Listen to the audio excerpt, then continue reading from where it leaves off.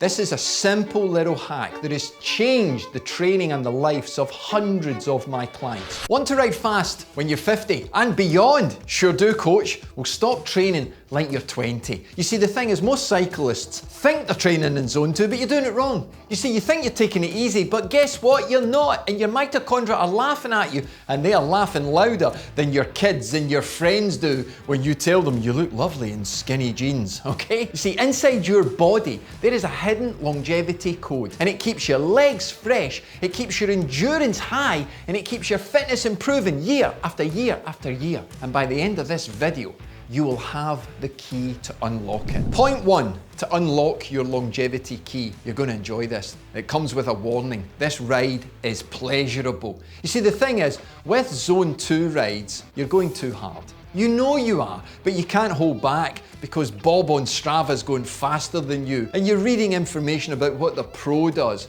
Great, but it doesn't suit you. You see, the thing is, there's a hose pipe going up your ass of inflammation. Not literally, metaphorically, okay? But the thing is, life is punching you in the face every day, and that inflammation is impacting on the way that you feel. And what we've got to do is try this. The blind ride. You're going to hide power and you're going to hide heart rate, and you're going to do a 2-hour ride. Can you give me a 2-hour ride blind? Now, you're good at hiding shit. Think of all the things you've bought that are supposed to make you more eloquent as an individual, whether it be on your bike or clothing or whatever. Yeah, you hide all that shit. You're going to hide power and heart rate. Here's what you're going to do.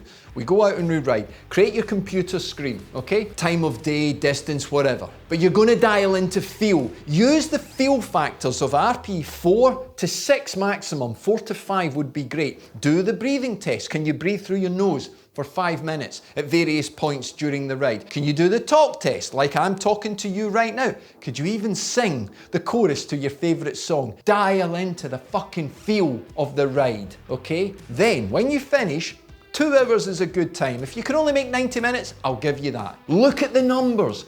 Analyse the power.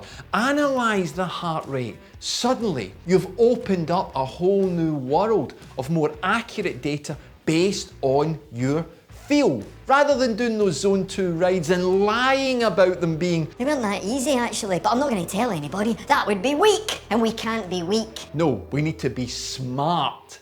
What do you think, Prof? So when you're doing the blind ride, I want you to focus on the last 30 minutes. If your heart rate drifts, that means going higher, no drifting out to sea, by 5%, then you're working harder than you need to. Okay, you're not working as hard as you can, but there is a difference. You see, when you're working too hard, you've entered what we call the fanny zone, or what we label fanny boys.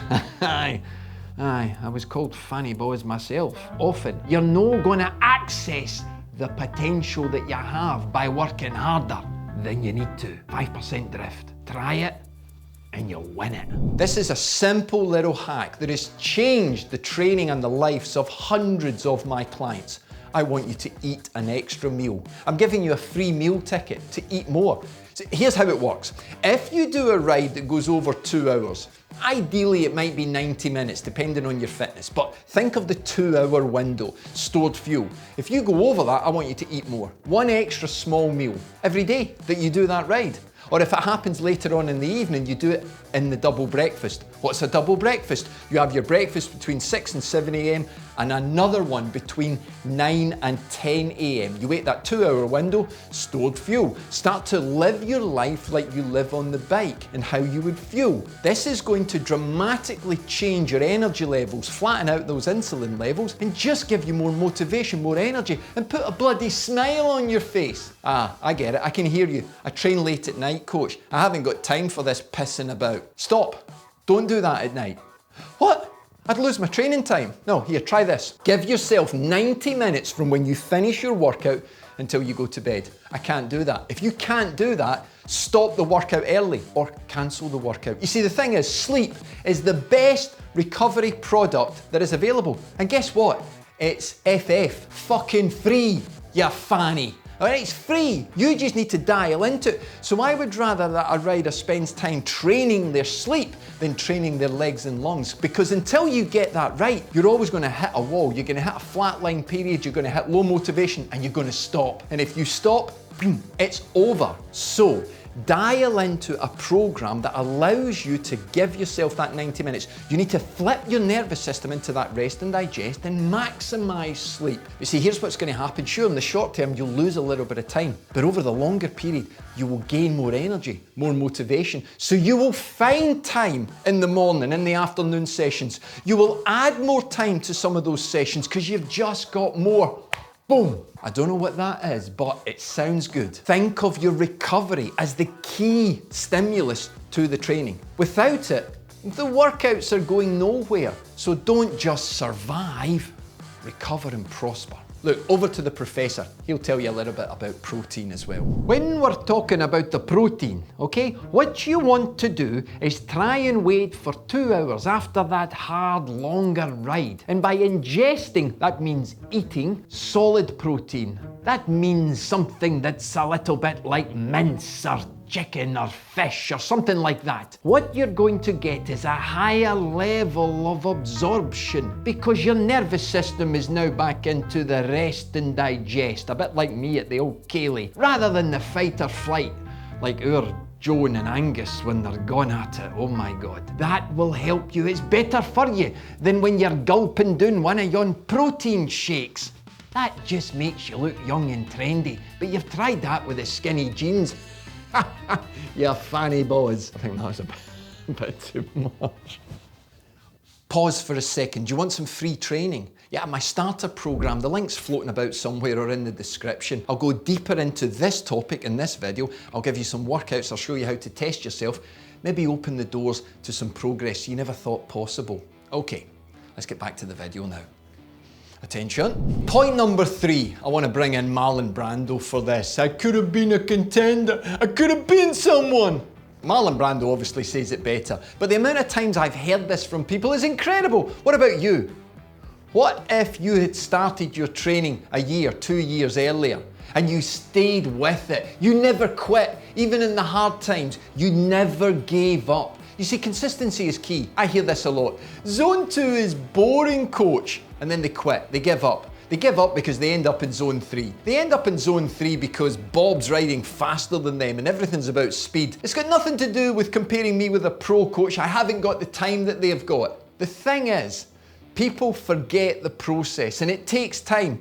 Let me tell you this, cycling is a gift. It is a fucking gift-wrapped Christmas present. Every single day you can get on your bike. And the fact that you choose not to because you call it boring, that is a crime. I would lock you up in jail for that because you have a gift available for you. It's not boring. You're boring. You're making it boring because you're losing the ability to process why you're doing it and the fact you should be enjoying it more. You see, in any sport, statistics will show consistency is what separates first and second, first and last, second last and last. The thing is, you gotta keep going. Come on, be honest. Think about all the times in your life where you've started something. It seemed like a great idea at first, then it got a little bit dull, got a little bit boring. Yeah?